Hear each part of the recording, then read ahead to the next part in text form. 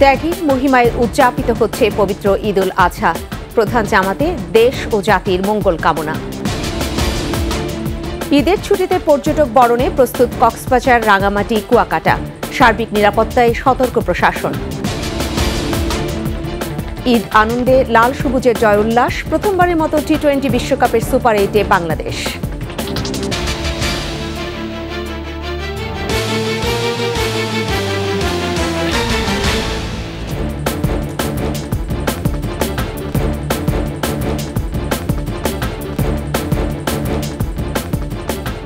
ঈদ মোবারক।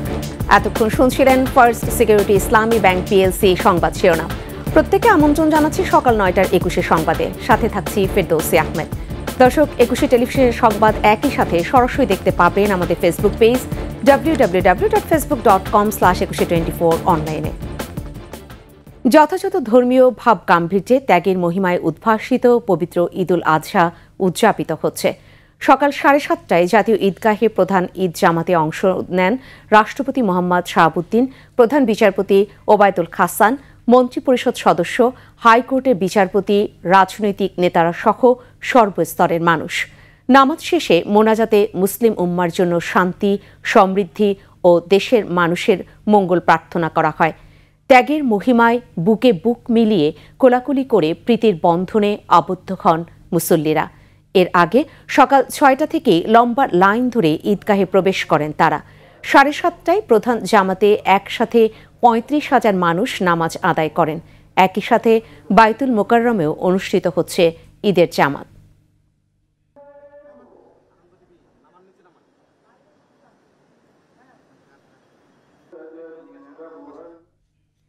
দর্শক, ঈদ জামাতের আরও খবরাখবর জানতে সরাসরি চলে যাচ্ছি জাতীয় মসজিদ বাইতুল মোকাররমে। সেখানে রয়েছেন সহকর্মী মানিক শিকদার। মানিক, ত্যাগের মহিমায় উদ্ভাসিত হয়ে তো সবাই ঈদ উল আজহা উদযাপন করছে এবং ইতিমধ্যেই প্রধান জামাত অনুষ্ঠিত হয়ে গেল। সার্বিক ব্যবস্থাপনা কেমন ছিল সেটা আমাদের জানাবেন। ফেরদৌসী, আপনি যেমনটি বলছিলেন যে জাতীয় ঈদগাহ ময়দানে কিন্তু জাতীয় যে জামাতটি হয় এবং সেখানে মহামান্য রাষ্ট্রপতিও উপস্থিত ছিলেন এবং সেই জামাতটি ঠিক সময় মতোই 7:30টায় শুরু হয়েছিল এবং সময় মতোই শেষ হয়েছে। আমি এই মুহূর্তে বাইতুল মোকাররমে আছি এবং বাইতুল মোকাররমে সকাল 7টায় ছিল প্রথম জামাত, তারপর 8টায় দ্বিতীয় জামাত অনুষ্ঠিত হয়েছে। এই মুহূর্তে 9টা বাজে এবং তৃতীয় জামাত চলছে। আপনি দেখতেই পাচ্ছেন এই মুহূর্তে যে জামাতটি চলছে এবং নামাজ শুরু হয়ে গেছে ইতিমধ্যেই। এবং আজকে আমরা যদি যে কিছু তথ্য যদি আপনাকে তুলে ধরি, যে রাজধানী সহ সারা দেশেই কিন্তু বেশ কিছু ঈদের জামাত অনুষ্ঠিত হয়েছে। আর যে তথ্যটি আমি বলতে চাই, বাইতুল মোকাররমের খতিব, প্রধান যে খতিব, তিনি জাতীয় ঈদগাহ ময়দানের যে জামাতটি অনুষ্ঠিত হয়েছে সেখানে তিনি ইমামতিত্ব করেছেন। নামাজ শেষে সবাই যে একটি কথাই যেটা বলেছেন, যে চলমান যে সংকট চলছে বিশ্বব্যাপী, বিশেষ করে ফিলিস্তিনিদের উপরে হামলা চলছে, এই বিষয়ে কিন্তু মুসল্লিরা উদ্বেগ প্রকাশ করেছেন এবং তারা যেটা বলেছেন যে সারা বিশ্বের অশান্তি দূর হয়ে যেন একটা শান্তির বারতা ছড়িয়ে পড়ে, সেই সাথে সম্প্রীতির বন্ধনে যেন সবাই আবদ্ধ হয়, এই আকুতিও ছিল সবার কণ্ঠে। আমরা দেখেছি জাতীয় ঈদগাহ ময়দানে পুরুষের পাশাপাশি নারীদেরও ঈদের জামাত অনুষ্ঠিত হয়েছিল। সেখানে অনেক নারীরা অংশগ্রহণ করেছেন এবং তারা যেটা বলছেন যে এই যে ঈদের জামাতে একটা ভ্রাতৃত্বর একটা বন্ধন সেইভাবেই কিন্তু অনুষ্ঠিত হচ্ছে এবং সবাই শান্তিপূর্ণভাবে নামাজে অংশগ্রহণ করেছেন। আমরা বাইতুল মোকাররমের এই পর্যায়ে যেটা দেখছি, আপনি দেখতেই পাচ্ছেন পিছনে যে নামাজ অনুষ্ঠিত হচ্ছে এবং এই তৃতীয় জামাতের পর সকাল 10টার দিকে চতুর্থ জামাত শুরু হবে এবং এই বাইতুল মোকাররমে 5টি জামাত অনুষ্ঠিত হবে এবং জামাতের এই নামাজ যাতে সুশৃঙ্খলভাবে অনুষ্ঠিত হয় সে ব্যাপারে আইনশৃঙ্খলা বাহিনী তৎপর আছে এবং নিরাপত্তা নিশ্চিত করার জন্য কিন্তু কাজ করে যাচ্ছে। তো ফেরদৌসী, এই ছিল আমার কাছে এখানে থাকা সর্বশেষ তথ্য। মানিক, আপনাকে ধন্যবাদ। দর্শক, আমরা মানিক শিকদারকে যুক্ত করে নিয়েছিলাম এবং তার মাধ্যমে জানলাম যে যতটা আশঙ্কা ছিল সেগুলো সবকিছুকে উড়িয়ে দিয়ে আসলে খুব শান্তিপূর্ণ পরিবেশে নিরাপত্তার মধ্যে ঈদ জামাত অনুষ্ঠিত হচ্ছে এবং ধাপে ধাপে আরও কয়েকটি জামাত অনুষ্ঠিত হবে। আমরা চলে যাচ্ছি পরবর্তী সংবাদে। ঈদের ছুটিতে পর্যটকদের বরণে প্রস্তুত কক্সবাজার, রাঙামাটি ও কুয়াকাটার হোটেল, মোটেল এবং রিসোর্টগুলো। এসেছে বিশেষ ছাড়েরও ঘোষণা। শুরু হয়েছে অগ্রিম বুকিং। একই সাথে পর্যটকদের সার্বিক নিরাপত্তায় সব প্রস্তুতি নিয়েছে ট্যুরিস্ট পুলিশ ও জেলা প্রশাসন। প্রতিনিধিদের সহায়তায় জানাচ্ছেন রত্না জামান।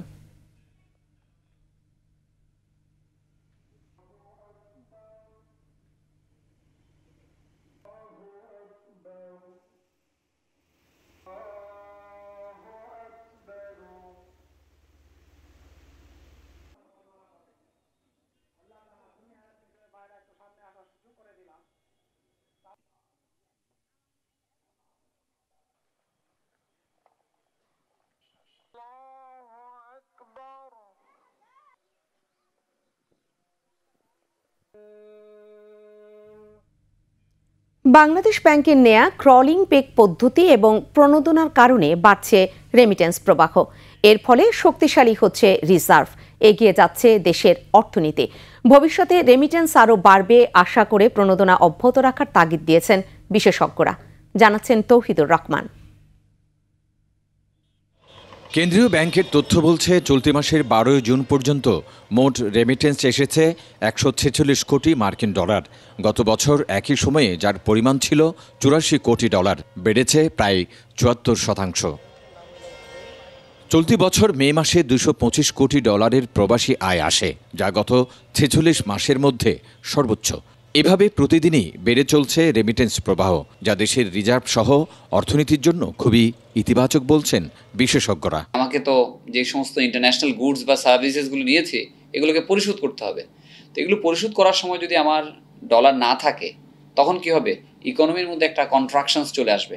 রেমিটেন্স কিন্তু অনেক কমে গিয়েছিল, তো সেটা কিন্তু আবার বাউন্স ব্যাক করেছে। সামনে আরো অনেক এটা বাড়ার সুযোগ আছে। বিশেষজ্ঞরা বলছেন সরকার এবং বাংলাদেশ ব্যাংকের নেয়া ডলারের রেট এবং ক্রলিং পেগ পদ্ধতির মতো সময়োপযোগী সিদ্ধান্তের ফলে ইতিবাচক প্রভাব পড়েছে মানি মার্কেটে। তারা একটা ক্রলিং প্যাক সিস্টেম করে দিয়েছে এবং এভাবে অ্যাকচুয়াল রেটের কাছাকাছি আমাদের রাখতে হবে, যাতে আপনার আনঅফিসিয়াল যে চ্যানেলগুলো আছে সেখান থেকে ব্যাংকিং চ্যানেলের রেটের মধ্যে কোনো পার্থক্য না থাকে। কেন্দ্রীয় ব্যাংকের উদ্যোগগুলোর মধ্যে প্রধান উদ্যোগটা হচ্ছে সংকোচনমূলক মুদ্রানীতি। রেমিটেন্সকে আপনার আগ্রহী করতে গেলে আপনার দুই দিক থেকেই করতে হবে, ইন্টারেস্ট এক্সচেঞ্জ রেটের দিক থেকে, আর একটা হচ্ছে তার সাথে কিছু সরকার সাবসিডির মতো করে দেয় যে একটু প্রণোদনাটা বাড়িয়ে দেওয়ার জন্য। এই দুটা ব্যবস্থায় আমাদের এখানে আছে। ডলারের রেট এখন অনেকটাই উন্মুক্ত বাজারের মতো, এর ফলে স্বস্তিতে থাকবেন ব্যবসায়ীরাও। সব মিলিয়ে বাংলাদেশ ব্যাংকের এই সিদ্ধান্তের ফলে উপকার হবে দেশের অর্থনীতির। আমাদের রিজার্ভটা স্টেবিলাইজ না হওয়া পর্যন্ত আমাদেরকে অবশ্যই যারা ইনসেন্টিভ দেন তাদেরকে ইনসেন্টিভাইজেশনসটা রাখা উচিত। তৌহিদুর রহমান, 21 টেলিভিশন, ঢাকা। ঈদের ছুটিতে পর্যটকদের বরণে প্রস্তুত কক্সবাজার, রাঙামাটি ও কুয়াকাটার হোটেল, মোটেল ও রিসোর্টগুলো। এসেছে বিশেষ ছাড়েরও ঘোষণা। শুরু হয়েছে অগ্রিম বুকিং। একই সাথে পর্যটকদের সার্বিক নিরাপত্তায় সব প্রস্তুতি নিয়েছে ট্যুরিস্ট পুলিশ ও জেলা প্রশাসন। প্রতিনিধিদের সহায়তায় জানাচ্ছেন রত্না জামান।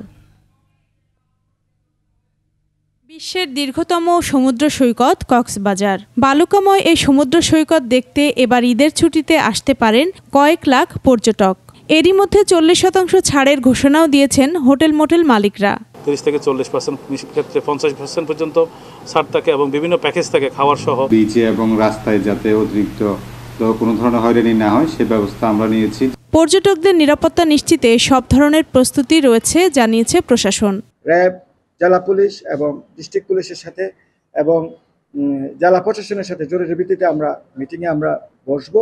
ইতিমধ্যে আলাপ আলোচনা চলছে। এবারও বর্ষা মৌসুমে অপরূপা রাঙামাটি, অবারিত সবুজের বুকে কাপ্তাই লেক, শুভলং ঝর্ণা, সব মিলিয়ে এবার পর্যটকদের আকর্ষণ রাঙামাটি। এরই মধ্যে হোটেলগুলোতে 50 থেকে 60% বুকিং শেষ হয়েছে। প্রতিটা গেস্টকেই চেষ্টা করি যে এখান থেকে খুশি মুড নিয়ে যাতে যেতে পারে। ঈদকে সামনে রেখে 60% অগ্রিম বুকিং এসে। পিছিয়ে নেই কুয়াকাটাও। হোটেল মোটেলের 50% রুম আগাম বুকিং রয়েছে। বরাবরের মতো আমরা এবারও রুমের উপরে 40% ডিসকাউন্ট রেখেছি। ঈদুল আজহা উপলক্ষে আমরা পর্যটকদের শতভাগ সেবা দেওয়ার জন্য প্রস্তুত আছি। পর্যটকদের নিরাপত্তায় সব ধরনের প্রস্তুতি রয়েছে। রত্নজামান, 21 টেলিভিশন। আর এই সাথেই শেষ করছে সকাল 9টার 21 সংবাদ। তবে যাবার আগে ফার্স্ট সিকিউরিটি ইসলামী ব্যাংক পিএলসি সংবাদ শিরোনামগুলো জানিয়ে দিতে চাই আরও একবার। ত্যাগের মহিমায় উদযাপিত হচ্ছে পবিত্র ঈদুল আজহা। প্রধান জামাতে দেশ ও জাতির মঙ্গল কামনা। ঈদের ছুটিতে পর্যটক বরণে প্রস্তুত কক্সবাজার, রাঙামাটি, কুয়াকাটা। সার্বিক নিরাপত্তায় সতর্ক প্রশাসন। ঈদ আনন্দে লাল সবুজের জয়োল্লাস। সুপার 8-এ বাংলাদেশ।